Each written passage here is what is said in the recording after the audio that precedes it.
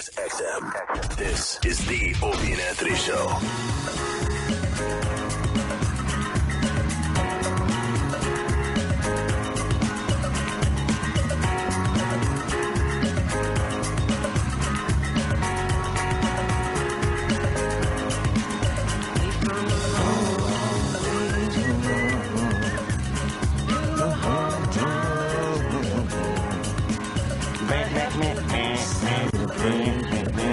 What are we doing? To praise back, you right? like I should.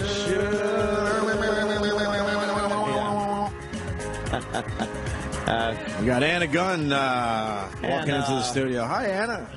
Take a seat. Make yourself comfy. Thank you. We're actually on the air. Do you mind if I eat a little bit? Oh, Eat. Go ahead. You sure? Are you hungry? Oh. Kind of Are you feeling hungry. peckish?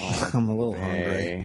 Oh, she's a beautiful that's woman. okay. I don't want to be eating in front of her. thank You you. know, Look like I at you all in manners. bright orange. I Look wanted great. to, wake you guys up a little. if Well, you that weren't you already did. Well, awake. we're awake. That you did. Thank you. Of course, Skyler. Hello. From Breaking Bad. I mean, I've been fully immersed in the show for since the beginning.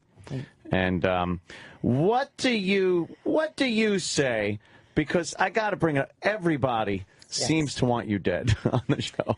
Not everybody. All right, not everyone. Only those who, who identify with. Go ahead. I just say it's a tribute to your acting. Thank you. Because sometimes it's like, oh boy, she's kind of getting in the way of things. That's what it is. I think it's the people who really identify with Walt, and that's the point of the show. I mean, that's what's brilliant about the show.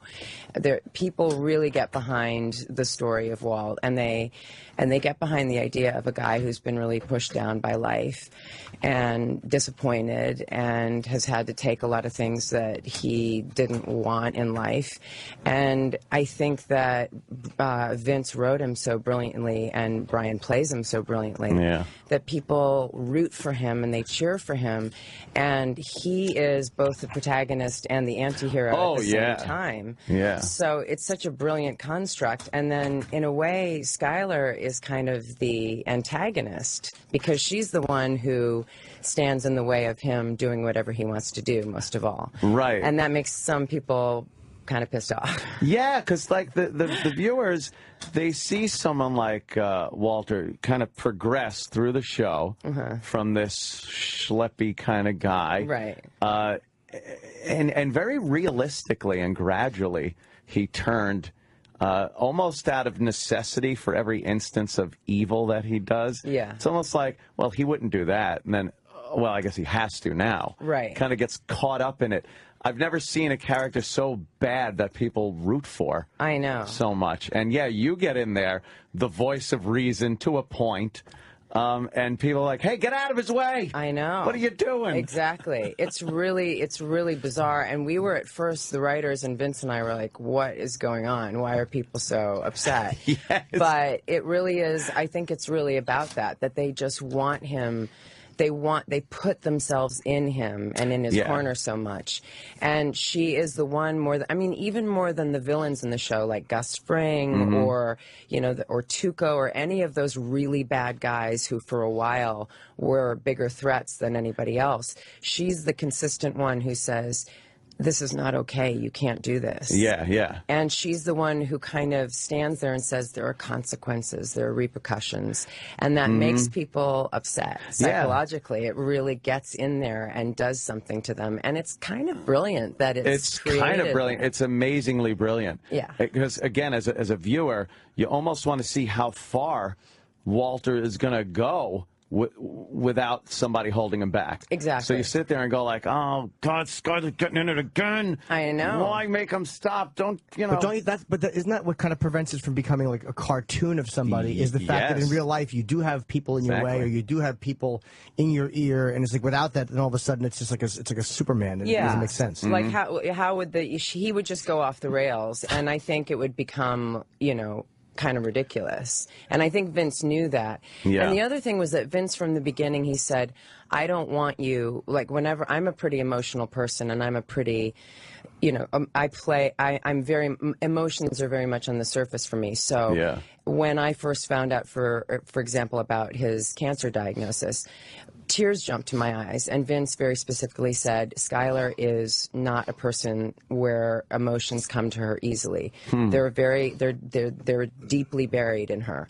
So it was important for her to be a really, really kind of strong, steely person. And that's what he wanted from her. And again, that also sometimes makes people feel like, I don't know if I like that, because they think bitch. Sometimes. And that word gets thrown around, and that's a little tough. You know, that's a little tough to handle, because you think, why is that bitchy? She's actually just a kind of formidable, strong person. And why is it bitchy to just be strong and to stand toe to toe with a man and say it's not okay? It's so odd to have a show where a lot of the before Walt's getting into making meth wasn't shown, but you could see the result of what your lives were during all those years of him just being the teacher, you being the housewife and mother, and you could see, without even having to show it, what it produced and set it up so we could get into the, you know, the unbelievable craziness of what happened. Did you have a backstory that you had to kind of, here's what your life was? Yeah, I mean, Brian and I talked a lot about it because there wasn't much there, but we really kind of created this idea of what drew these people together. And certainly we felt a real attraction and a love between them, but we thought the thing that probably was the biggest attraction between them was their intellect. I think Skylar is as smart as Walt, as intellectually smart as he is. She is his equal in that. Right. And so, and it's also both, it's their downfall as human beings, really. I mean, they think they're kind of smarter than everybody else. Than everyone else, well. You know, so that's why, in a way, as the show goes on, they become almost like the Macbeths, in a way, because they think that they can outsmart everybody else. They think they can create these lies and these scenarios. A point, they have been.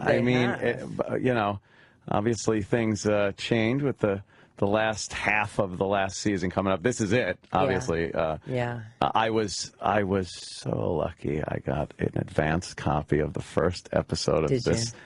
I loved it. Don't worry, no spoilers, people. It was nice of you to put it online, too. Yeah, right. People were saying that. They're like, come on, put that up online. I'm like, you don't think I want another one maybe at some point? Exactly. Be like, here's another one. I am not saying anything or doing. But it is totally in line with everything that the magnificence that's been the show up till now.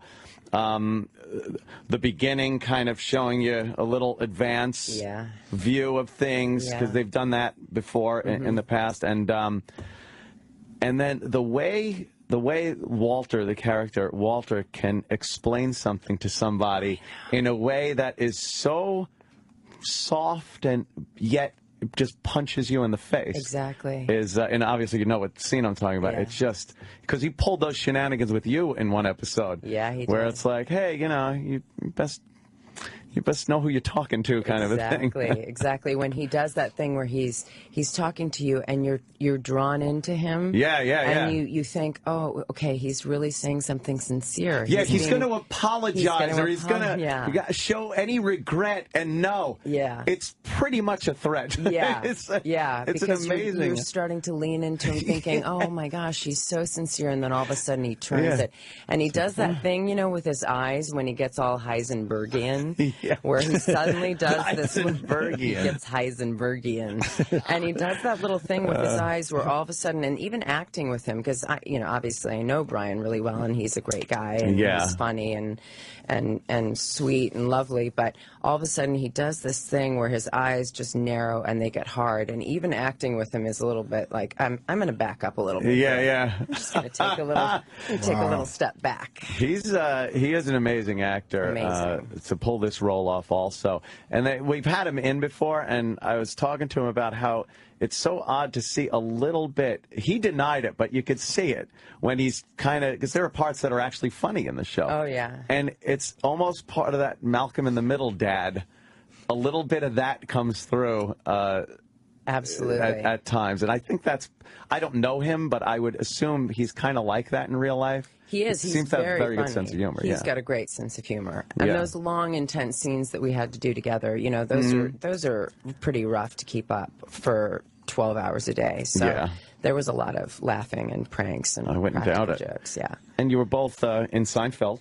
We were both in Seinfeld. We were. We have that. Yeah. Dr. Watley. And, exactly. And you were in the one with the glasses, George's glasses. I was. He had the wrong glasses and insisted that it was Jerry's cousin. That's right. Kissing somebody. Yeah. And it turned out to be the policewoman kissing her horse. Exactly. Exactly. He kept saying, "But my cousin looks like a horse." Yeah. It was the best. Oh, it was fantastic. I watch the show all the time. So anybody that's on Seinfeld, I'm just like, it's the fantastic. How do you feel with the show ending? That's gotta suck. It's really bittersweet. I mean, we wrapped in late March, and we all had a good cry, but we knew that we were going to have this kind of farewell tour in a way, and so we knew we were going to have all this time to spend together. But now that this is actually coming to an end, we've had some panels. We had a New York Times panel last night, and we all kind of started tearing up and a little bit of crying in public now, because it really is coming to an end, and we know that this time together is truly coming to an end. And that's hard, because this has been the luckiest job of all of our careers. We know that. And it's fantastic that you could take, I guess, 5 seasons, what it ends up being, and not... And stop it, where people want more. Obviously, people want this to continue. But to make that commitment to, no, this is what it is it's brave. It's very brave. It's brave. Because obviously you could milk a show until there's nothing left. They do it all the time. But it seems like the perfect length for this to turn around, and from talking... Wouldn't 6 seasons be the perfect? Just one more. One more just time. One more. It's sort of like it is 6, because 5 is drawn out. 5.5. 5.5. It's almost like 6. I know that just from having done like little teeny episode work and stuff, you get attached to people quickly. Like, you form a weird bond with people you do see. If you're there for more than one day, it's like you see each other craft services, and you're like, all of a sudden, like, hey, you're pals. And then they go on to much bigger things, and they feel no connection. But I can't imagine doing season after season with the same people and then having to call it quits. It's a rough way to... It's rough. It's true. But the last day when I wrapped, Brian and Aaron and I had a group hug, and there was a little bit of crying, but then Brian said, you know, just think in 6 months, we won't remember each other's names. He's such a funny guy.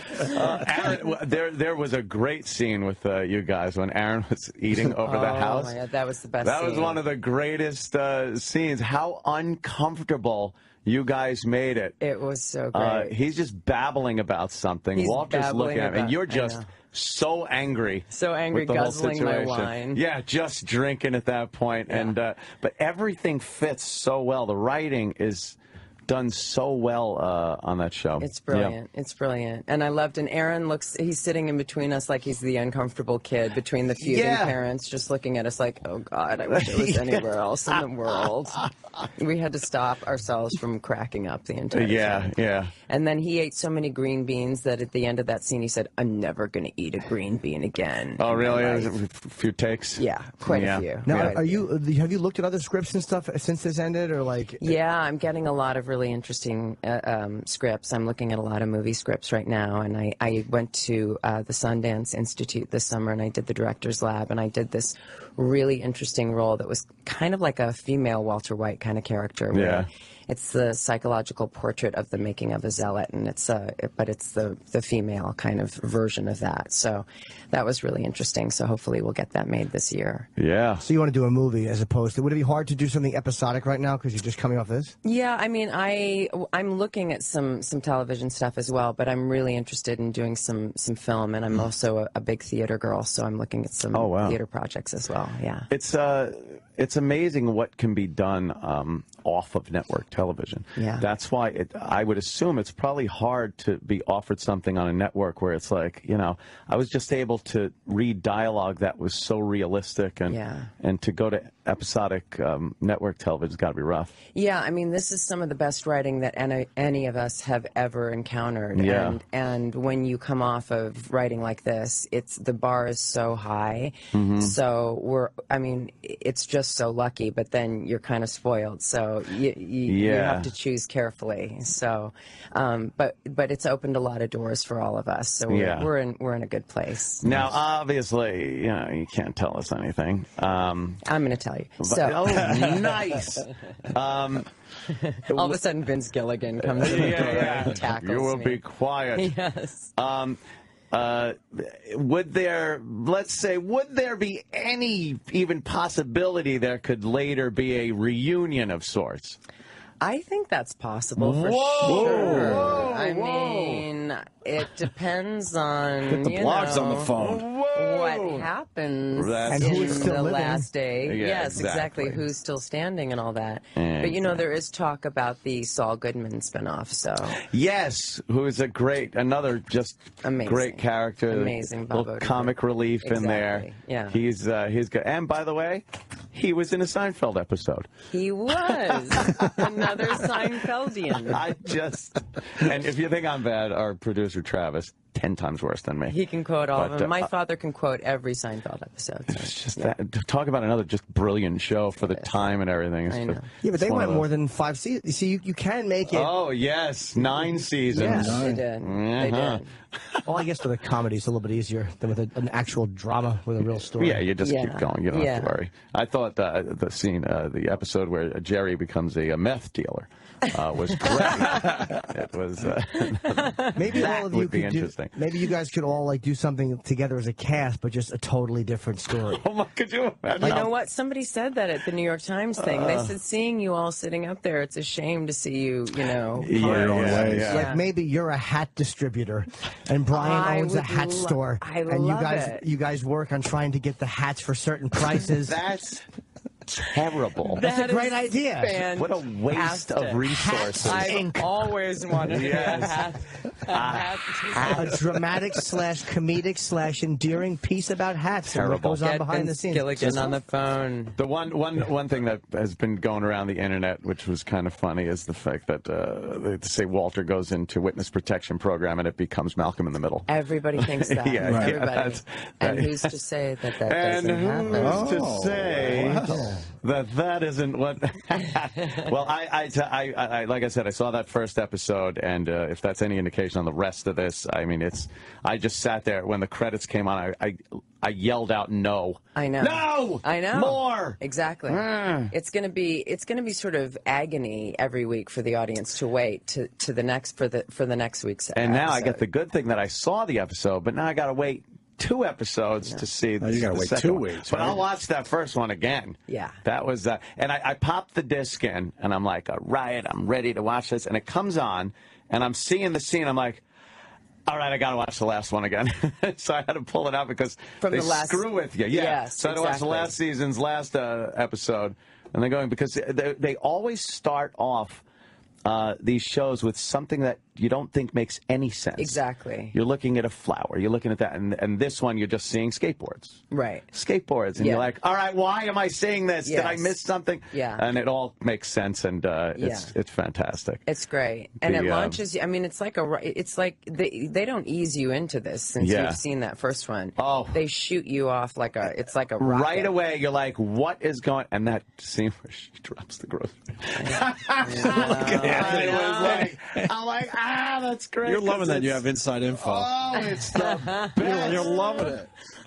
I love it. Are you feeling resentful right now? Yes, but for many other reasons. Where do we begin, Anna? You got 2 hours? Great. When does this premiere now? It premieres August 11th. August 11th. Yes. Sunday, 9 AMC. That's of right. Of course, Skylar, Anna Gunn. Thanks so much for coming in. Thank you. You're a doll and a love. Thank you. Thanks so much. I think we're done Jimmy? for You today. got something to plug? See you guys tomorrow. That's it, huh? Thanks again, Anna. Thank you. Opie and Anthony have left the building. But Jim Norton is not going anywhere. If you have problems and a phone, it's your lucky day. The Jim Norton Show is next.